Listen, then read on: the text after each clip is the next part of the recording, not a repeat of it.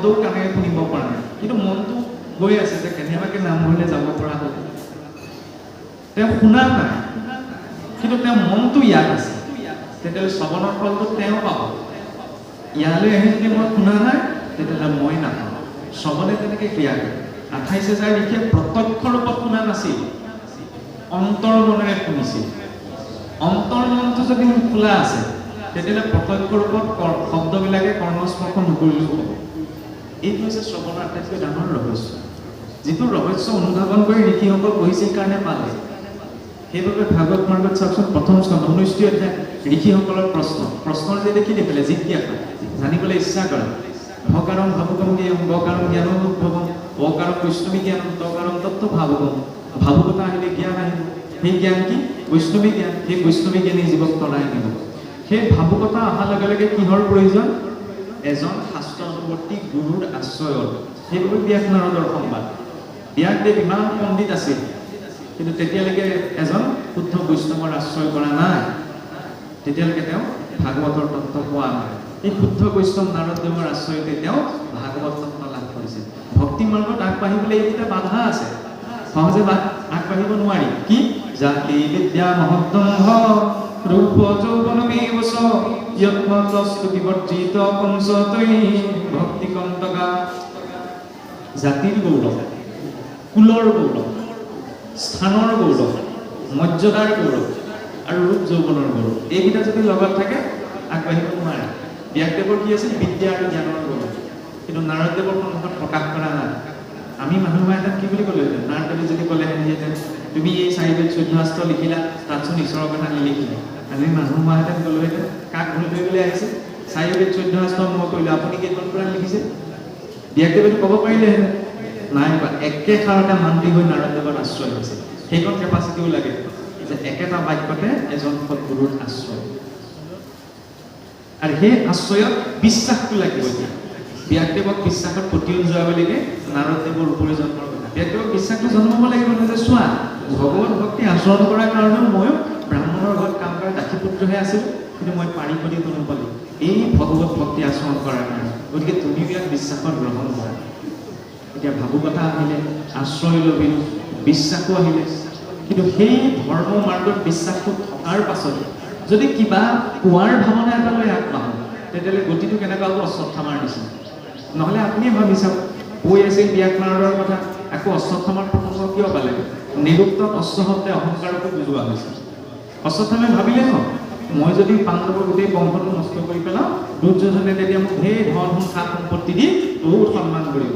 এই পোৱাৰ ভাৱনাটো যেতিয়া মানুহৰ মূৰৰ ওপৰত উঠি যায়, তেতিয়া হিতাহিত চিন্তা কৰা জ্ঞান হেৰুৱাই পায়। অশ্বত্থামাৰ সেই ভাৱনাটো উৎপত্তি হৈছিল। সেইকাৰণে ধৰ্ম মাৰ্গলৈ আহিছোঁ হয়, কিন্তু কিবা এটা পোৱাৰ ভাৱনা লৈ লওঁ। ইয়াত মাত্ৰ প্ৰাপ্তিৰ এটা ভাৱনা ঈশ্বৰৰ শুদ্ধ ভক্তি, তাৰ বাহিৰে একো পোৱাৰ ভাৱনা লৈ এই মাৰ্গটোলৈ আহিব নোৱাৰোঁ। নহ'লে লোকটোৱে এনেকুৱাকৈ সামৰি ল'ব। ধৰ্ম মাৰ্গটো তেতিয়া চাবলৈ নামঘৰলৈ আহিছোঁ, নামঘৰলৈ কাৰো মনত কাম ভাৱটো অহা নাই। নামঘৰলৈ আহিলে কোনো কাম ভাৱ লৈ নাহে, ক্ৰোধ ভাৱটোও অহা নাই। ক্ৰোধ ভাৱ লৈ কোনো নামঘৰলৈ নাহে। কিন্তু যি স্থানত কামে প্ৰৱেশ কৰিব নোৱাৰে, যি স্থানত ক্ৰোধে প্ৰৱেশ কৰিব নোৱাৰে, সেই স্থানত কিন্তু লোভেও প্ৰৱেশ কৰে।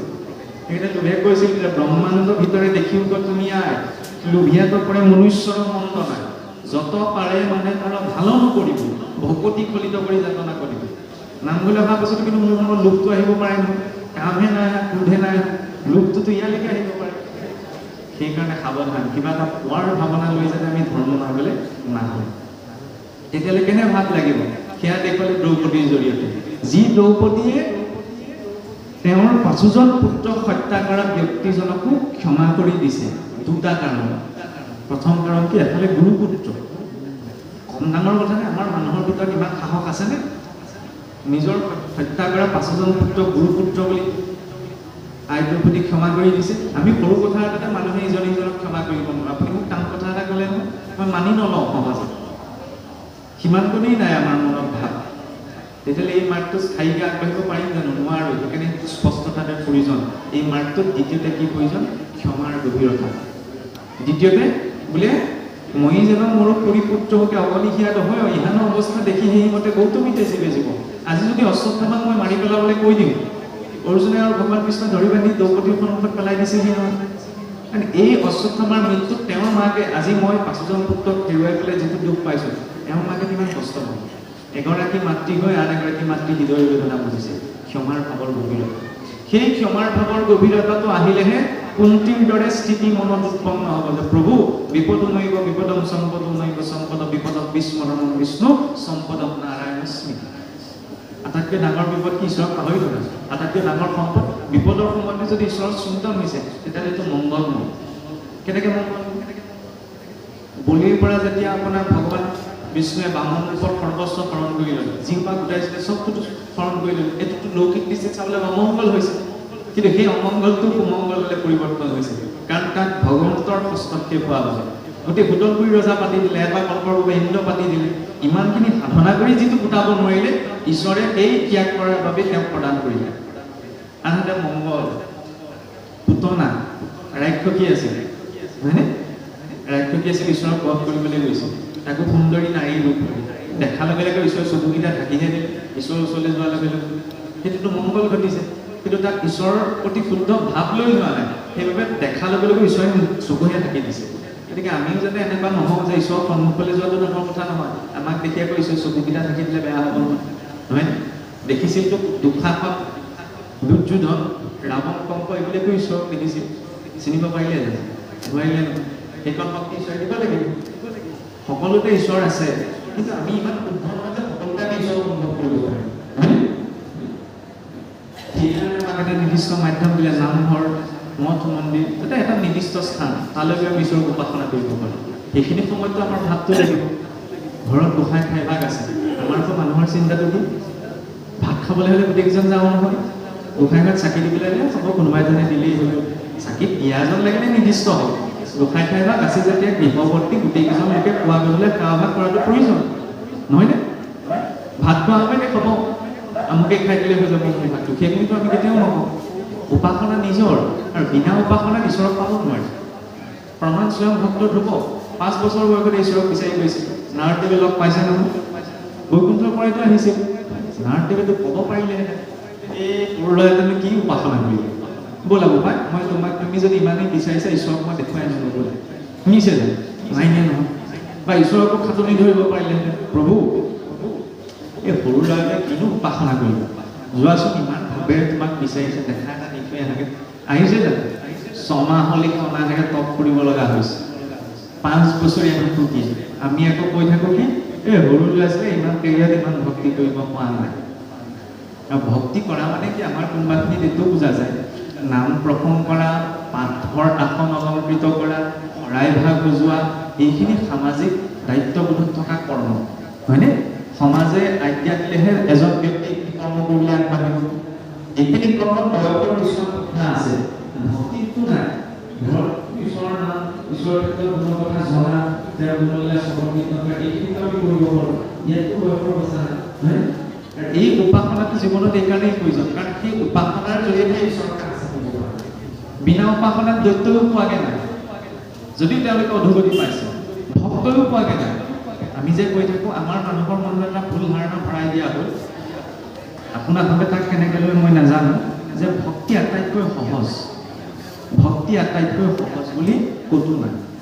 ভক্তিক সহজকৈ ভবা বুলি ভবাৰ কাৰণে, চিন্তা কৰাৰ কাৰণে আমাৰ কি হ'ল, যিটো মই নকৰিব লাগে সেইটো মই কৰি থাকিম, যিটো মই খাব নালাগে সেইটোকে মই খাই থাকিম, ৰাম নামেই শ্ৰেষ্ঠ, যেতিয়া ৰাম নাম লৈ মই তৰি যাম, এনেকুৱা এটা চিন্তা আমাৰ মাজত সোমাই যায়। সেইকাৰণে বৰকৈ আমি সৰু সদাচাৰ এইবিলাক নীতি নিয়ম ইমান গুৰুত্ব নিদিওঁ সহজতে। ভক্তি সহজ নহয়। কেনেকৈ সহজ বুলি ক'ব চাওকচোন, ভক্ত প্ৰহ্লাদে 5 বছৰ বয়সতে যিখিনি ভুগিব লগা হৈছে, আপুনি মই পাৰিমনে? অকণমান দুখ পালেই অনা ভগৱানটোৱে মুখে পালেগৈ, সেইকাৰণে চোন নাই। ভক্ত ধ্ৰুৱই জম্বুদ্বীপৰ অধিপতি ৰজা উত্তানপাদৰ সন্তান, নিজৰ গৃহলৈ গুচি যাবলগীয়া হৈছে। এইফালে বিপ্ৰদাসৰ খাবলৈ উঠি চাউল নাই, 2-3 দিন নোখোৱাকেই পাৰ হৈ যায়। আমিতো দুবেলা দুমুঠি খাবলৈ পাইছোঁ, কোনোবাই মোক ক'ৰবাত বেয়াকৈ কিবা খাই পাইছে, সপোনতো মোৰ মনত থাকিব, আমুকে মোক আমুকত কৈছিল। যিজনা ঈশ্বৰে গোটেই জীৱনটো দি আছে, সেইজনলৈ আকৌ সপোনতো মনত নপৰে নহয়। কিবা এটা কওঁতে উজুটো শুনাটো পাতে তেওঁলৈ প্ৰথম মনত নপৰে, বেয়া মাত চাহে ওলায়। সেইখিনি সময়ত যিটো চিন্তা হৈছে অন্তিম সময়ততো সেইটোৱে মনলৈ আহিছে। ইয়ং ইয়ং ভাৱ স্মৰণে নিত্যম তজ্জন দেৱকলে বৰং তম তুমি অতি কুন্তে সদা তৎ ভাৱ ভাবিত। এতিয়া যিটো ভাৱ চিন্তন হৈ আছে অন্তিম সময়টো কেতিয়া আহিব, সেই অনুৰূপতে আমি গতি পাম।